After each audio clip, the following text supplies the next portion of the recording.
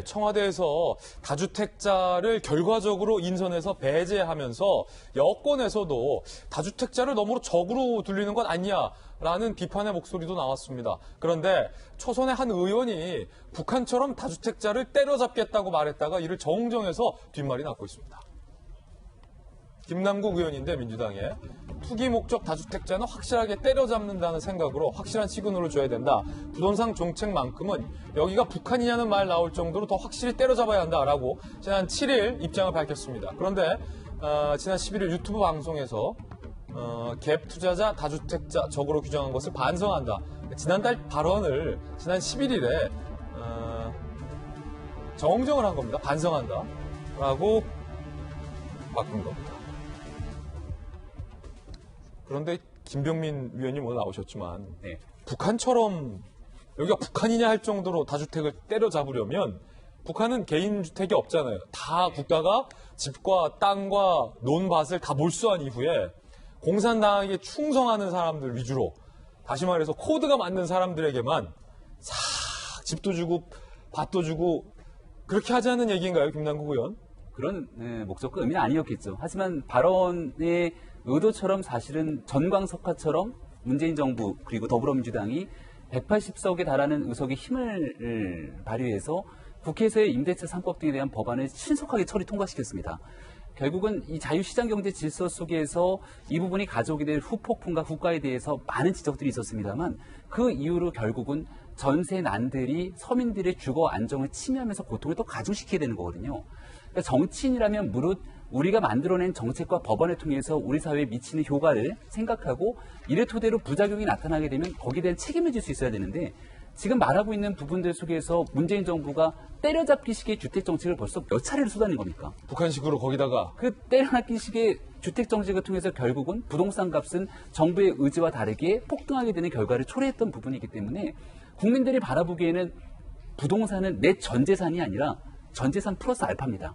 왜냐하면 대출까지 끼면서 평생 집을 장만하기 위한 나의 모든 노력들을 헌신해서 집어넣는데 아니면 그러기 위해서 노력을 하고 있는데 정부가 면밀한 검토를 하지 않고 이와 같은 방식으로 때려잡자 부동산 정책을 했지만 나중에 가서 슬그머니 말을 바꾸게 된다면 아니 이런 것도 검토하지 않고 부동산 정책 낸 거야? 라고 국민들의 화는 더 커질 수밖에 없는 거죠.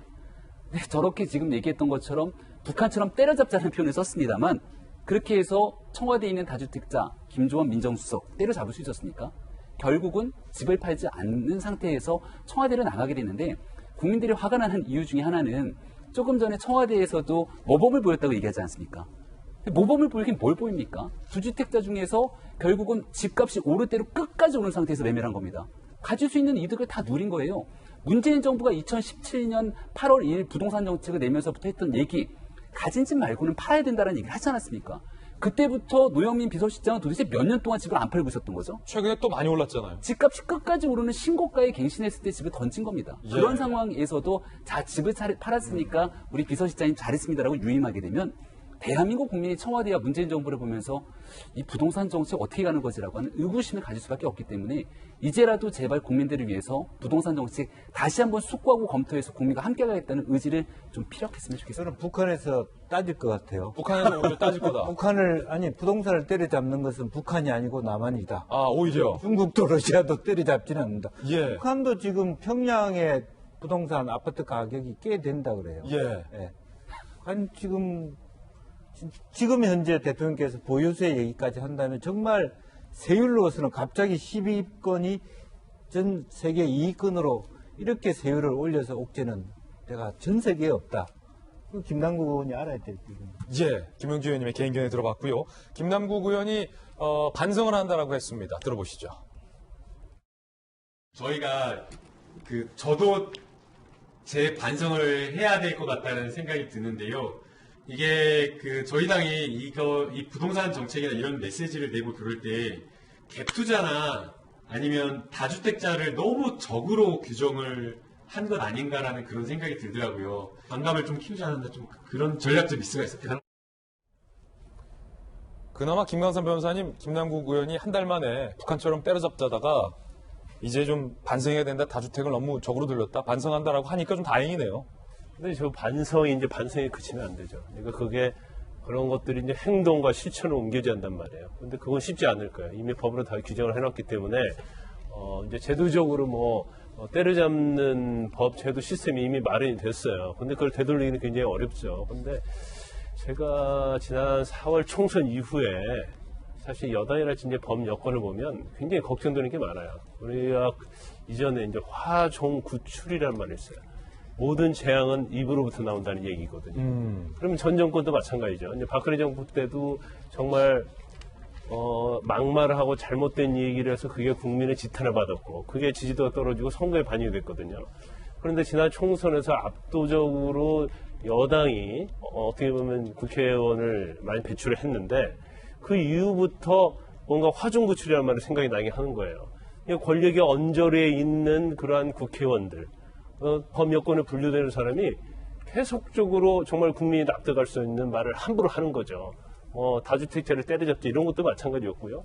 그리고 모든 것을 법을 제정해서 규제를 하고 안 되면 처벌하려는 그러한 경향. 이건 사실 국민의 입장에서 보면 항상 어떤 제도를 만드는 데 있어서 선의의 피해자라는 게 있을 수 있어요. 그럼 우리가 사실은 임대차 3법도 전세자, 무주택자를 위해서 정부에서 또 여당에서 만든 거 아닙니까? 근데 결과적으로 전세 매물 풍기가 돼서 결과적으로는 무주택자를 위해서 만든 법이 사실은 무주택자에게 독으로 돼서 돌아왔단 말이에요.